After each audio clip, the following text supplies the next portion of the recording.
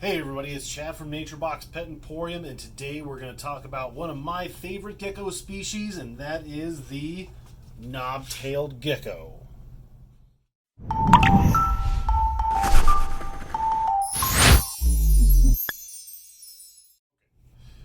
Alright, so we're going to talk about Knobtail Geckos today. This is just going to be a very brief, broad, and general overview. Don't hold my feet to the fire if I use some general terms or general care guidelines that may not be specific to the gecko that you have. So always remember, do research on the specific gecko that you have. But in general terms, we're going to talk about the four most common knobtail geckos.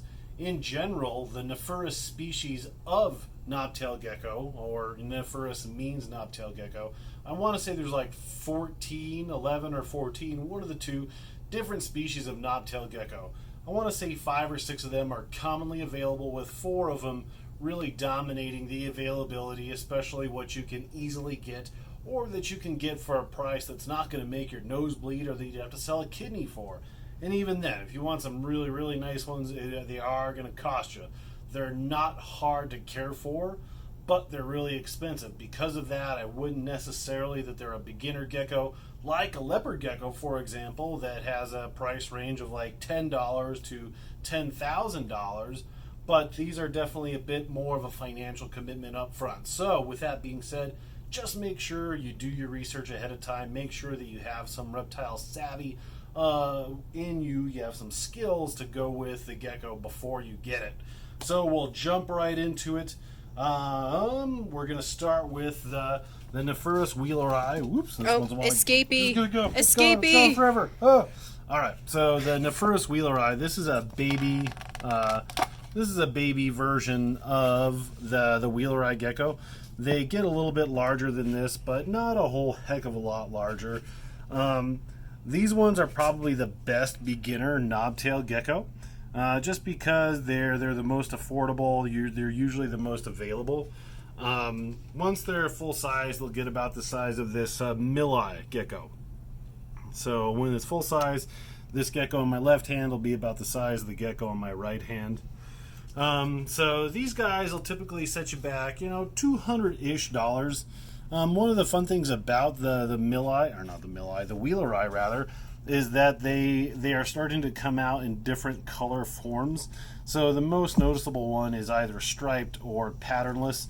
So the dominating trait of these is that they have typically 2 large stripes on the back, but they're now being bred so that those stripes are absent, or that they are that they're actual longitudinal stripes rather than horizontal stripes on there. So that's a fun fact about them. I like that their tail is really kind of flat, and they have that really pronounced knob on the tail there. When knobtails get excited when they're feeding, if we were to put a cricket in here and he were to eat that, they get really excited and they kind of wiggle it around. They're really, really fun. They're very personable. But just the texture of these guys is just out of this world awesome. The texture, the look, it's a desert species of reptile, so that typically means it's fairly easy to care for. In general, most of the knobtail species are considered desert. So, with any reptile, you want to give them a temperature gradient. Most knobtails, again, in general terms, I'll say you want their hot side to be mid-ish 80s. We'll say 85 to put you at a specific number. It can go up to like 87 and down in the low 80s. But if we say 85, that's a really good starting point to monitor your gecko's health and to see if it thermoregulates and it's digesting correctly. So moving on to, we'll move on to the Nephurus milii. So the milii are the next step up in the ladder of the knobtail geckos. These ones aren't quite as knobby on the tail. They have just kind of a straight tail on them, but it's still in the same family. Whereas in the wheeleri gecko, they don't need per se a moist area or an area that needs a whole lot of humidity. The Milii knobtail and the next gecko, they do typically need a little bit of moisture inside their habitat. So if we look at the enclosure here, I would, if I'm caring for a Milii or a Levis, I would put an area of either moist sand over here that you mist down every day or two, or put some sphagnum moss over in this section, because the areas that they're indigenous to are a little less arid and they have a little more rain, a little more moisture, which they appreciate just in general. The Milii also come in different color forms as well. So this one is more like a hypo Milii, and then they come, normally their color form is much darker, almost a black or dark brown. But the air quotes, the cooler that they are, depending upon what you like, what you're into, the lighter their colors will be. So this is an exceptional form of a gecko that you wouldn't find something that looks like that too much in nature, just because it's been bred to be lighter and lighter in coloration. Generally speaking, most knobtails will eat any type of insect. They're insectivores, so we typically feed a dusted dubia or a cricket. If you're feeding dubia, make sure that you gut load them with something that is not high in protein, as dubia themselves are typically higher in protein, and you don't want to overload your reptile, your knobtail gecko specifically, with high protein feeders. So just make sure you're using good gut loads. We also dust them with calcium plus. So crickets and dubia are the mainstay for these guys. I usually stay away from mealworms and superworms because they can burrow in their substrate, and then they're gone forever, and then you're finding beetles. So crickets and dubia are what I like to feed. Other people do mix it up, but like I said, general terms, crickets and dubias are a good starting point for you. So we're going to move on to the Levis. These ones are one of probably my second favorite.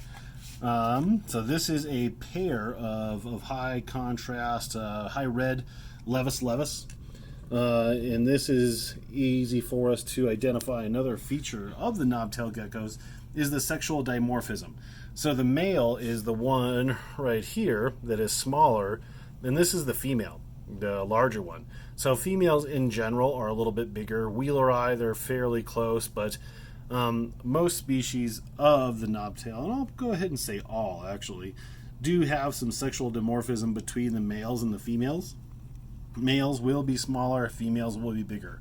These guys also have the really cool ball at the end of their tail, hence the knob tail. So super, super cool. Really, really cute geckos that are awesome. So yeah, these also come in different color forms. The higher the red they are, the more of a bred genetic trait that is. So also the price goes up. I think we have this pair for like $1,300, I think. So again, they're not super cheap, but they're really cool and they are easy to take care of. So just kind of depends what you want. How serious of a reptile hobbyist are you? And then last but not least, my favorite of the knobtail geckos is the Nephurus Amyae. So the Amyae is basically a living cactus with the sweetest knobtail of them all, just a little cannonball on the end of his tail. This is actually a female Amyae gecko, and it's a high hypo. So hypo, there's hypo, super hypo. That just means that they get lighter in coloration or more pink, orange, whatnot. When this animal is not it's always kept on sand, but when it's not dusty, the orange, the colors will just really pop, and they have even more texture that's hard to come out when they kind of have this dust on them. Fun defense mechanism, she was doing it earlier, she probably won't do it now, is most of the knobtail geckos will have like an audible kind of quack. It's their warning quack, really. It's just a noise that they make that says that, hey, leave me alone. You don't want to mess with me. I'm a little cactus. The texture on these guys is so cool. It's kind of like sandpaper, and you can see all the little spines on their back. They're super, super, super cool. But in general, this is a good example of a good, appropriate enclosure for your knobtail gecko. Something that is about 10 gallons in size or so. So almost everybody has probably a 10-gallon lying around at home. I like to use sand for them. Some people use like a carpet or a newspaper. I would stay away from those, just my personal preference. I like sand. That makes it easy to clean, as you can see. There's a few random like poos in here. So if you have a scooper, that makes it really easy to keep your cage clean all the time. So they're very low maintenance. All right, so we've covered housing, substrate, nutrition on them. Do supplement with like a Repashy Calcium Plus. If you don't like that flavor, you can do the RepCal, do calcium with D3, maybe twice a week, and then a multivitamin once or twice a week as well. If you have a brand preference, if it's something you've been working with for a long time, use your common sense practices to go along with that. So we have two hides. So we have one hide. This would be the cold side, one hide on the hot side, and I use heat tape on all of mine. This goes into a rack where the back side, I have that backwards, the back side is hot and the front side is cool, so they can thermoregulate and they have temperature gradient there.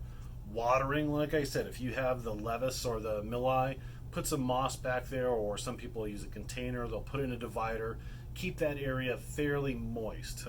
For any Wheeleri, don't really worry about keeping any measurable humidity in there. Probably 2 to 3 times a week I'll go through and I'll spritz the whole container. I'll spritz the gecko itself, and then they'll lick the water off of their eyes and they'll just lap it up a little bit. Remember, these come from Australia, very arid areas in Australia. So access to a bowl of water is something that they just don't have, and you don't need to provide it. If you really want to provide it, they're not really going to care. Do they really need it? No.